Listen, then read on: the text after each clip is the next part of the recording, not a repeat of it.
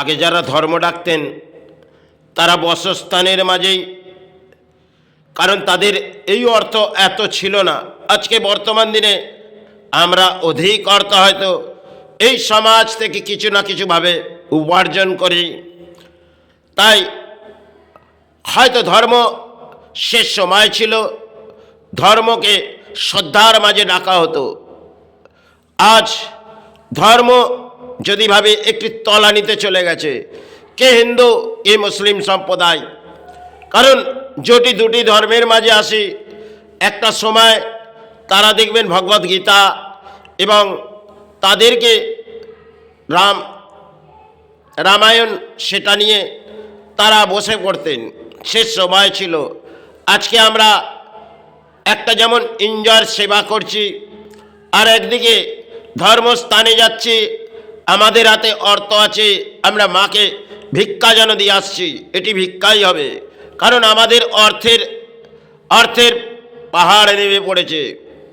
জীবনে দেখবেন বর্তমান জীবন এটা সমাজ যেটা চলে আসছে, কারণ সেখানে ধর্ম আর এই সমাজে যারা করে যাচ্ছেন, কারণ অতি দুর্ভাগ্য হয়তো সমাজের, কারণ নেমে পড়েছে একটা রাজনীতির দোয়ার, কারণ একটি ধর্মস্থান করে দিই আর তাতে আমার নাম ফুটে আসবে।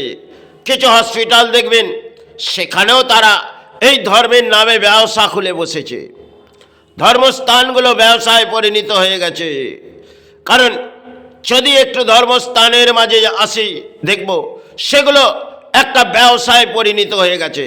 লক্ষ লক্ষ কোটি কোটি টাকা তার সাল গেলে মনে হয় সঞ্চয়। এটাই তো ধর্ম হচ্ছে। আরে ধর্ম ধর্ম করে হয়তো সমাজ চিৎকার করছে, কিন্তু কিছু পথে দেখব একটা ধর্মের নামে পতাকা সেটাকে ওড়ানো হচ্ছে। একটা সময় স্থানে পতাকা উঠত, আজ তো জনজোয়ার ভাসছে এই ভারতবর্ষের মাটিতে। কারণ কেউ আসবে কিছু ঝন্ডা উড়িয়ে দেবে, যাও দেশের মাঝে ঝন্ডা ওড়াও।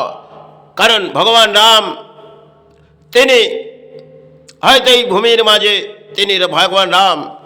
আজ দেখব আজ কোথায় সমাজ এসছে, বর্তমান জেনারেশন তারা হয়তো এই ধর্ম নিয়ে হিংসা বৃদ্ধি করে যাচ্ছে।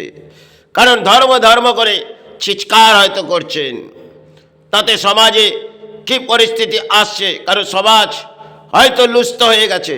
কারণ এই পরিস্থিতিতে যদি দুটি ধর্মের মাঝে আসি, আজ আমি সনাতনে দেখব সেখানেও এক পুরোহিত সমাজ থেকে আরম্ভ করে দেশের বুদ্ধিজীবী সমাজ এবং দেশের নেতা তারা উৎপাত হয়ে পড়েছে, আর জনগণ ঢল নামছে। এটাই তো ধর্ম।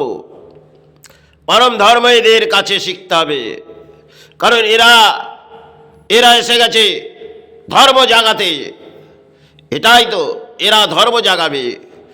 কারণ কিছু জায়গায় ফুল পুষ্প ফেলে দেবে, দেখো আমি ধর্মের মাঝে আছি, আবার কিছু জায়গায় একটু গোরখা পড়ে নেবে, দেখো আমি ধর্মের মাঝে আছি।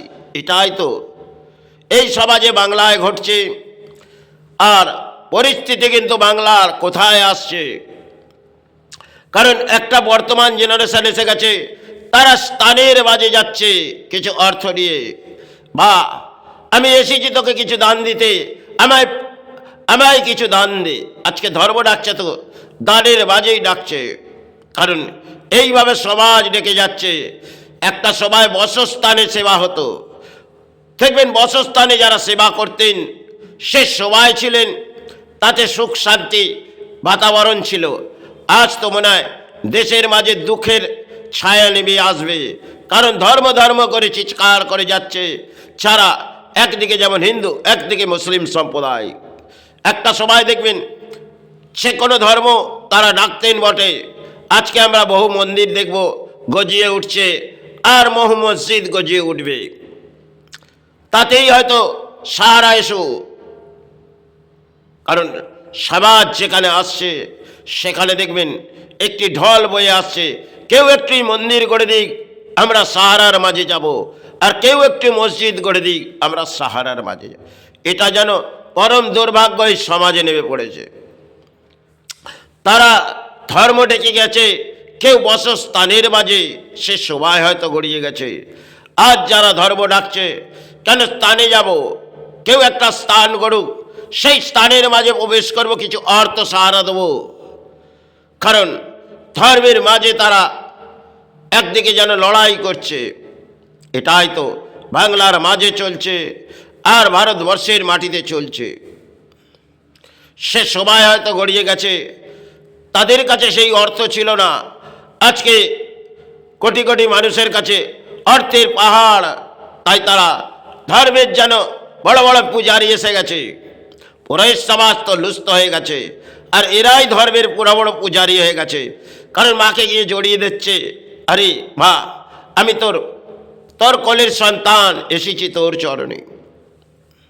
কারণ একটা ধর্মস্থানে দেখবেন, যে কোনো ধর্মস্থান যান, কালীঘাট যান আর তারাপীঠ যেটা আজকে ফুটে এসছে, সেখানেও দেখবেন আজকে ধর্ম করছেন, কিন্তু তারা যে পথগুলো হাঁটছে, এটা সমাজে মানুষ তারা যেন যাচ্ছে মায়ের কাছে দর্শন করতে, আর তাদেরকে পুরো সমাজ একটা দিয়া হয় একটু আরতি তুলে দিচ্ছে। আবার তারাপীঠ স্থানের থেকে আরম্ভ করে সেখানে কিছু পরিণাম হচ্ছে, সেগুলো মাকে ছড়িয়ে দিচ্ছে। আরে সাধক, তিনি সাধক ছিলেন, সে সময় হয়তো চলে গেছে। বামদেব এবং বৈশিষ্ট্যদেব, তিনি এক ঋষি ছিলেন, তিনি চিৎকার করে গাইলেন। বাবা বামদেব, তার সেই চরণে প্রণাম জানিয়ে আমি শেষ করছি।